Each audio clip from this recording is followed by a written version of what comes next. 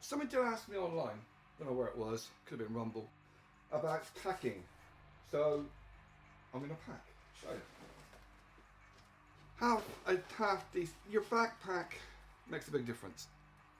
I'm using an army one because it's my backpack.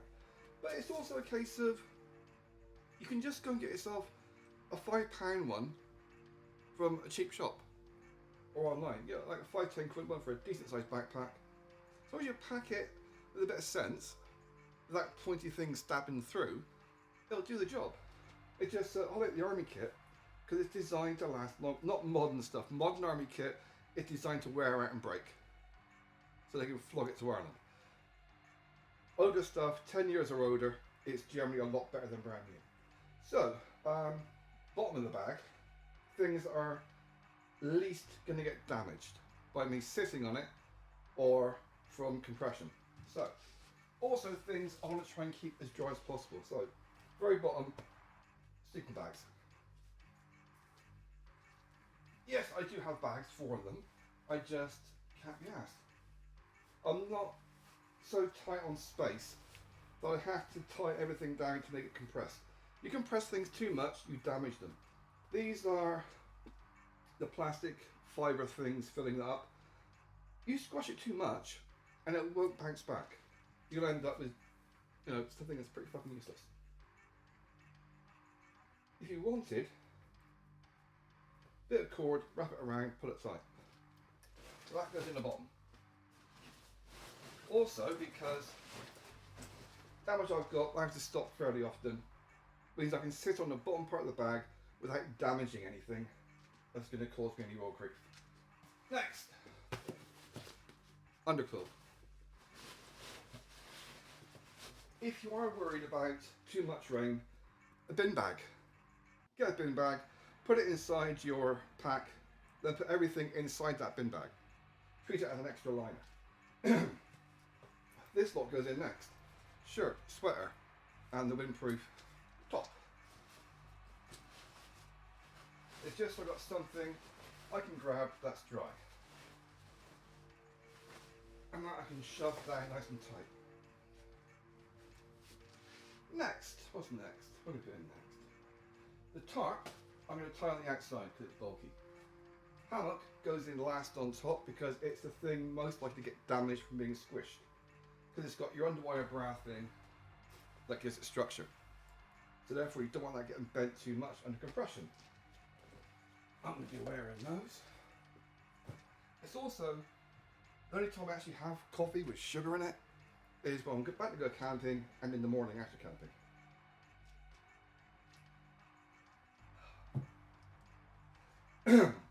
Coffee is a really good example of addiction. Coffee tastes like shit. It's bitter, it's acrid, you feel good when you drink it. That is the very definition of being an addict. Right. Scrap for starting fires. That goes in last, pretty much, because I don't have to take it. Fragile things go in the top. Now I can put on the very top of the bag, which is most susceptible to getting wet, hip flask, lighter, basically my tech.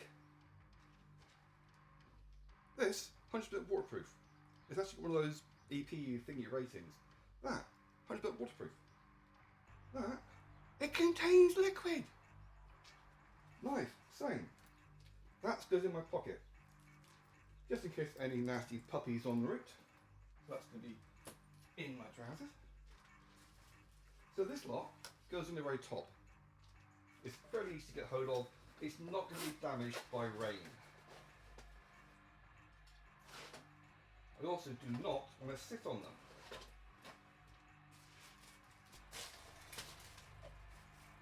So inside my kettle, I've got toilet paper. Forgot, yeah, toilet paper.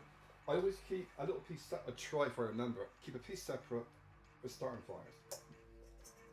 Cups in there as well. And we have food, noodles, bits in there. A little bit of squirty stuff. That's also like a kind of noodle. Extra spicy, very nice. These are like 20p each. That goes there as well. Fork goes in, coffee goes in, lid can go on there. I could, if I wanted, put more stuff in here. Like, for example, some of the rubbish, tissue paper and there. It's just things that are taking up space. So that can go in there as well. You're also given a bit more waterproofing for your cardboard to light the fires. These are just like scraps going to get put in the bin. That can all go in there together. So that's fork, food, coffee, drink, kettle, water. That one is still wet on the outside because it's chilled water. So yes, I'm taking water from the fridge. All my water is filtered. Some of it's boiled, then filtered. I tested the water supply randomly around town and it's all contaminated. Yeah. Filtering and boiling doesn't do much to the certain chemicals they're using, but you do what you can with what you have. So, top of the bag.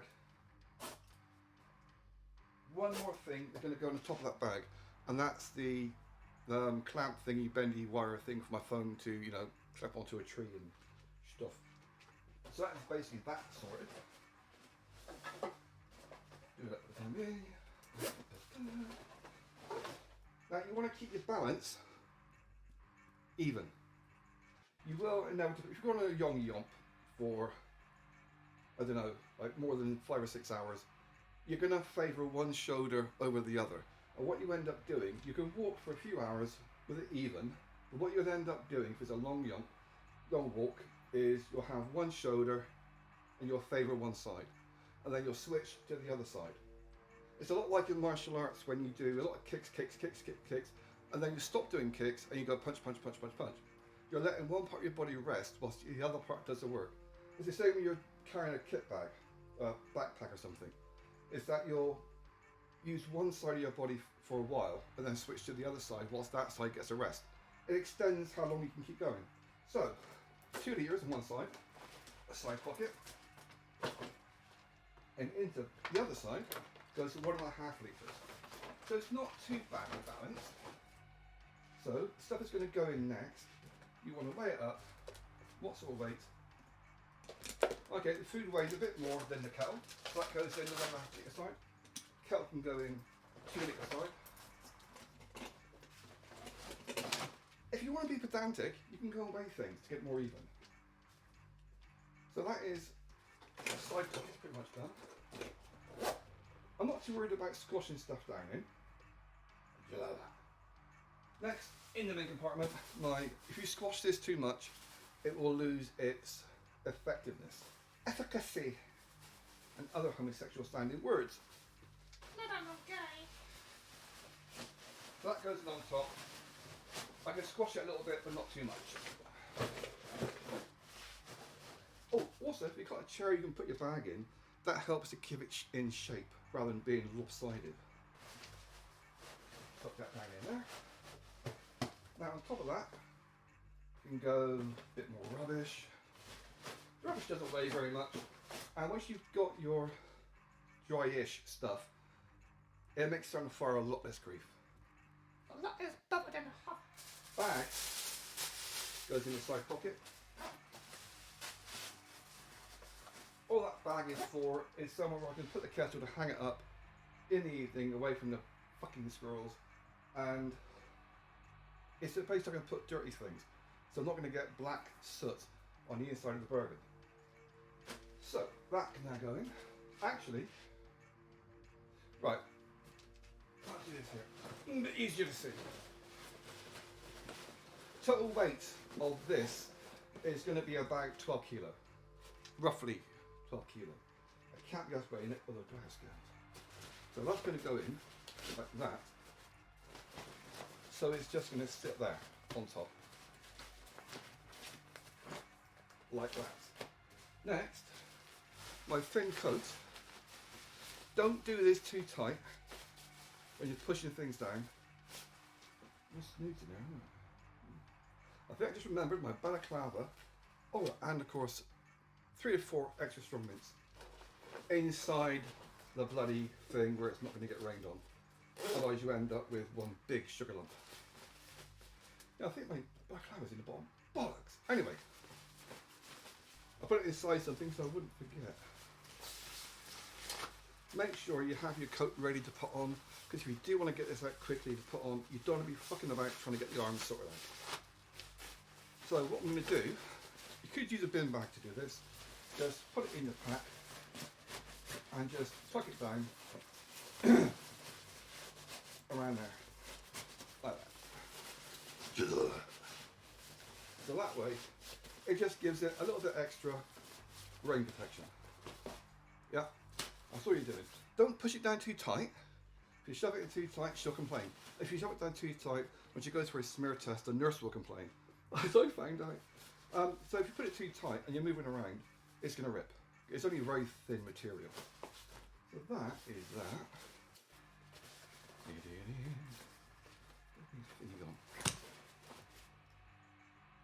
A little bit short these rooms. Just bouncing it down, not shoving it down, so I don't want to damage the stuff on top. Nearly. Make sure your flaps or your lid are on the outside of your bag. If it doesn't fit, you've got a second string you can pull tight.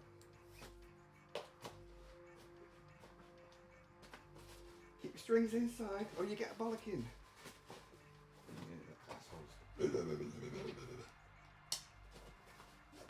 There's little things you do get used to getting a bollocking over. Make sure your flaps are done right. Ladies, don't pull it too tight or you'll break it. You want to pull it tight and then slacken it a little bit. Plenty of space in this. Still loads more space to push it in. So we've got main power cord. Got my short piece for the Bergen to go on. Power cord. I've got my rain tarp that I can keep at hand so I know exactly where it is. Buggy bits on there so I can tighten around myself. And that fits in there. And I got loads more space. So I could bring some more shit if I wanted, but it's just for an overnight. Oh, these pockets, flick your fingers inside the outer lid like that, and then fold it over. Sorry Jewish people, but this is how you do it when you've got a foreskin. Okay, same with these, make sure your pockets, your lids are over the top. That way any rain will just run off. In theory. So that is my bag done basically. Oh, foreskin. Yeah. So all I've got left to put in here really is the phone holder and of course my 5x5 tarp, which has plenty of space in there so I could put more kit in here if I wanted. Because it's not that heavy, it's 1.5 kilos I think, something like that. I'm just going to unhook these, put it on the pack and then put it through here. You want to have it like that, not the other way around. If you have it the other way around, it'll just slide down and be banging off your ass. But then you might like that kind of thing.